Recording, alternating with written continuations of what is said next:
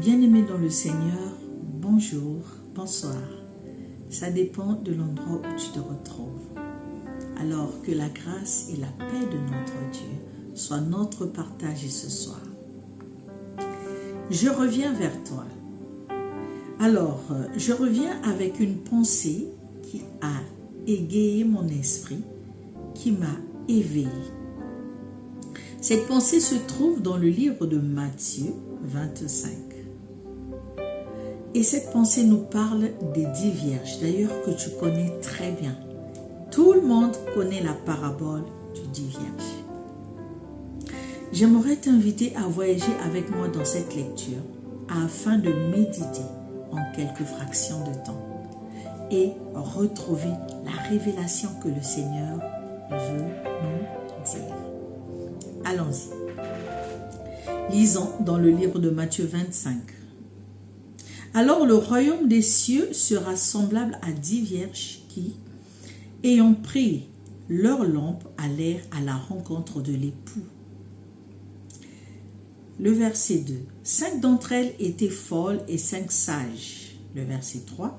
Les folles, en prenant leur lampe, ne prirent point d'huile avec elles.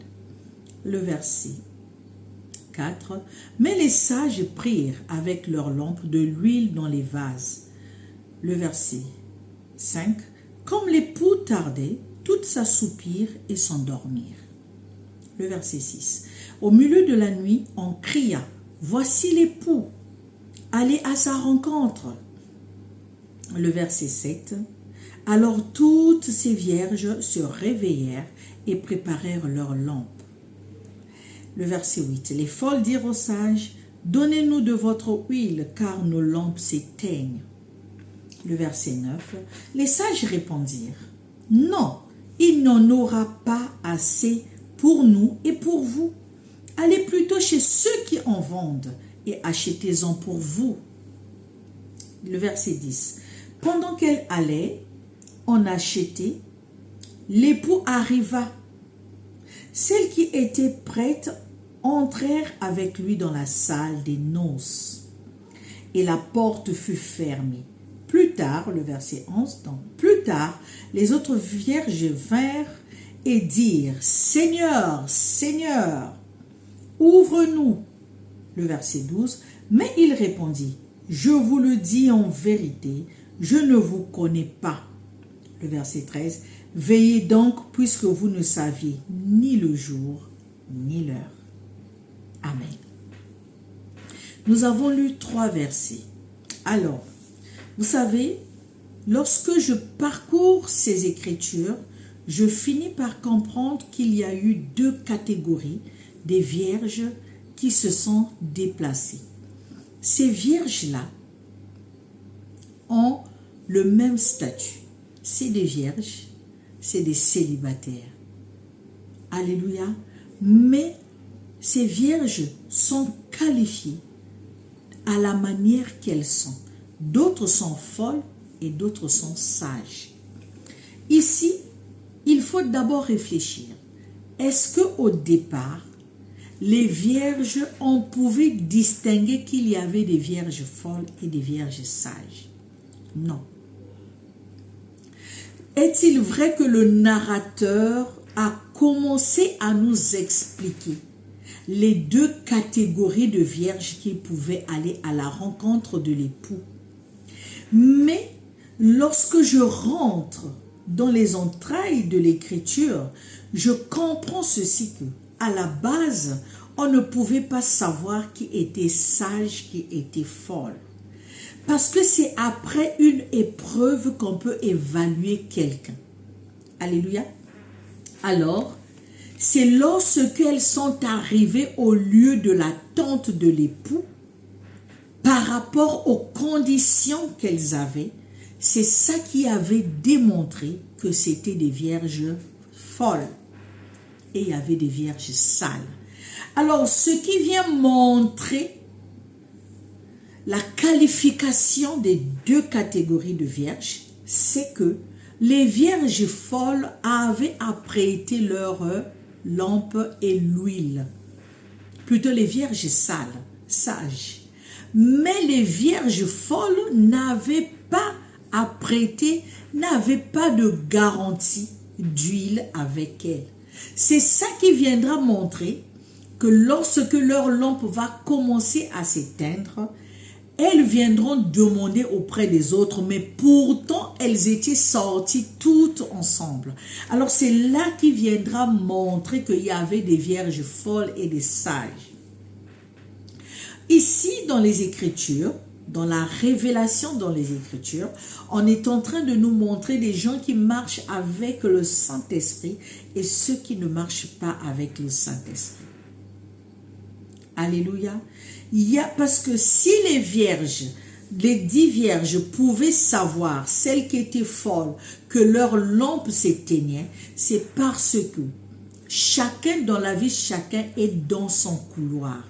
Tu n'es pas dans le couloir de ta mère ni de ton père.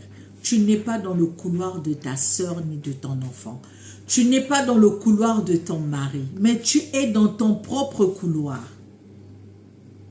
C'est ça qui viendra te montrer ce qui manque dans ta vie. Parce que chacun de nous est évalué selon lui-même. Chacun de nous, sa vie est face à lui-même. Ce sont tes fruits qui viennent démontrer comment tu es. C'est ta façon de marcher qui va te caractériser. Alléluia. Voilà pourquoi ici, les vierges folles, on pouvait les remarquer par rapport à leur façon de faire et à leur façon d'être. Elles étaient folles. La façon de faire, c'est qu'au sortir, elles n'ont pas pu avoir l'huile de réserve. Elles ont constaté qu'elles étaient dans l'obscurité. Vous savez, là où il y a une seule lampe, même si c'est une grande salle, cette lampe-là va éclairer toute la salle. Mais si tu es en train de constater que chez toi, il y a la lumière, ou il y a l'obscurité et chez l'autre, il y a la lumière, c'est parce que vous ne vous retrouvez pas dans une même salle. Alors, j'aimerais t'interpeller aujourd'hui à te dire, ne te trompe pas, ta foi, ta conversion ne dépend pas de ta famille, ne dépend pas de tes parents, ne dépend pas de tes amis, mais tu es face à toi-même et à ton Dieu. Si tu comptes sur les gens, que toi, si tu es béni, si tu es à cause des gens, ça veut dire que tu ne pourras pas remarquer les lampes qui se teignent dans ta chambre. N'oublie pas que tu es dans ton couloir. Veille sur ton couloir. Lorsque on est conduit par le Saint-Esprit, on ne peut rien oublier. Mais lorsqu'on n'est pas conduit par le Saint-Esprit, on oublie les choses aussi facilement. Et quand on repart de là où on était, on ne viendra plus trouver les gens qui enseignent. Alors il est temps pour toi que tu apprennes à marcher avec le Saint-Esprit, que tu apprennes à écouter la parole de Dieu, parce que le jour viendra où tu vas te retrouver dans ton propre couloir, tout seul ou toute seule, il n'y aura personne pour t'aider. Si tu veux que le Seigneur t'aide ce jour-là, il faudrait que tu apprennes à avoir une bonne relation avec lui.